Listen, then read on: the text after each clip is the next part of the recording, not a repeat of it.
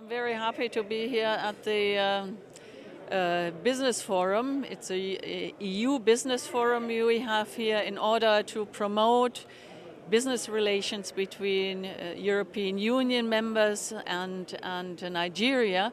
Of course, when I talk about European Union members, I'm talking about private businesses from European Union countries. How do we bring it all down? How do we simplify it? How do we say, A, 1 plus 1 equals 2, and take out the complications and the sophistications of all this English, if you will. How does it translate into jobs? How can we get opportunities to our people? That is a major concern. Thank you very much. Good morning, everyone. I'm glad I'm sitting next to Lawrence, actually, because some of the issues he's touched on are things that influence or impact on what we do. The first thing to say is I'm here wearing 2 hats, so I might appear schizophrenic, I'm not. I manage an which is a DFID program looking at business environment reforms in this country. And I also wear another hat of being a board director of CDE, which is an enterprise that is based in Europe, looking at cooperation between SMEs in the European Union and African, Caribbean, Pacific. So I speak from 2 angles. Now, to answer your question, or what you put forward, Nicholas, the first thing is we could start by going into the issues of concern with regard to Nigeria's position in terms of business climate. So we're 131 out of 185. Things are not right, but that's okay. In the sense of that's not the real problem. The real issue is that things are still happening. After all, this country's GDP is 6.18%. So in a country where there's dysfunction in the business environment, there's still growth. So you do ask a question, and you come to the inference that there is a method in the madness. The question you're asking is, what is the method in this madness? And how do we simplify that madness to make it work better? Lawrence touched on one issue, regulation in the power sector, for example. What Enable does is look at transformation. What do I mean by that? Typically what happens in any country is that the private sector demands for reforms. Businesses demand for reforms. The job of government is to supply reforms. But what is happening here, and in West Africa generally, is that particular equation in terms of demand for policy reforms and supply of policy reforms isn't working very well. You gave the example of NERC, that's the Nigerian Electricity Regulatory Commission.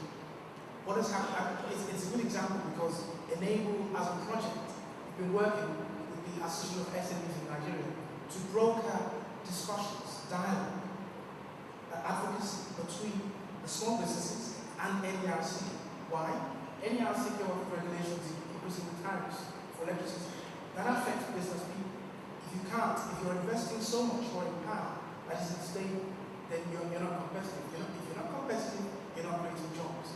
So what has been our position? Our position has been, look, we did some research, because rather than just bang the table when you're engaging in dialogue, we believe you need to have proper research, evidence-based dialogue. So we've commissioned research.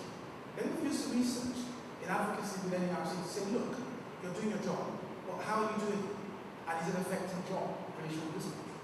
Then they realized that it is affecting jobs. So what they had to do was reduce the tariffs, so more businesses are able to understand, A, what they're paying, so it's transparent, why they're paying it, and when they're paying it. So if you like, it's a small piece in the jigsaw, but the point I'm making is that it's a whole issue. There are lots of pieces in the jigsaw, and our job as an Enable is to try and help in terms of dialogue to try and put it all together. I think we have expressed some of the expectations to Nigeria in terms of transparency, accountability, and responsibility. I think I could also express some of the expectations to potential investors from Europe. I think it has been seen that Europeans were not very fast in coming to Nigeria when there were business opportunities in the communication sector. Others have taken over, and it has proven that it is a very lucrative sector to be in. So if you are already in Nigeria and looking for opportunities, I think it is also up to you and the business associations to help help to promote what is there in terms of chances here in Nigeria. I think that is very important. And I think Europe has a lot to offer. Many of our companies are here. We have been investing not only in the energy sector, there's machinery, there is instruments in hospitals, etc. But one thing I think Nigeria can get from Europe much better than from any other businesses and from other continents is that we are trying to be really partners to Nigeria, meaning that if we are investing, you not only get the investment, you also get the training for your young people, you get the opportunities in jobs, but also the training and a very fair and a very solid partnership from our companies. As the ambassador of Germany to Nigeria, you talked about the fact that Germany has a strong business environment and also has, to that business environment, created lots of businesses encouraging SMEs. What can Nigeria learn from this?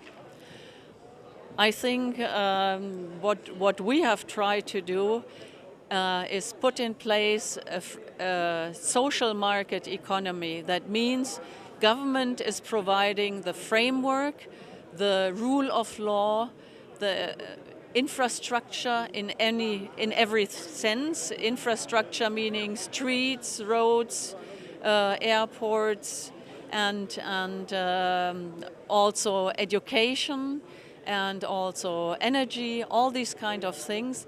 But most of all, it's important to have the rule of law in place so that people can rely on their investments being secure. And if there is any challenge to the investments, there is the possibility to actually find a way to get your right. So that is extremely important. You spoke at a panel because this report, World Bank report about doing business, and they said Nigeria is not favorable in that level.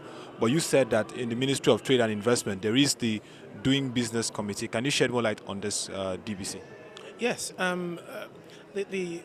His Excellency, the Honourable Minister, put together a committee, a Doing Business Committee, and it's a practical one. It's housed at the Nigerian Investment Promotion Commission and chaired by Engineer Mr. Bello, who's the Executive Secretary. And what we do on that committee is it's pretty straightforward. What we do is look at specific issues within the indicators about how to do business in Nigeria and try to address each of those issues.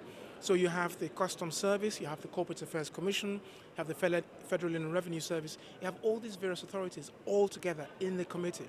It's a practical committee, and the aim of the committee is to make suggestions, proposals, which Executive Secretary of NIPC would then present to the Minister, and the Minister would take it up at executive level within Council to ensure that we start to look at tackling the issues of doing business in this country.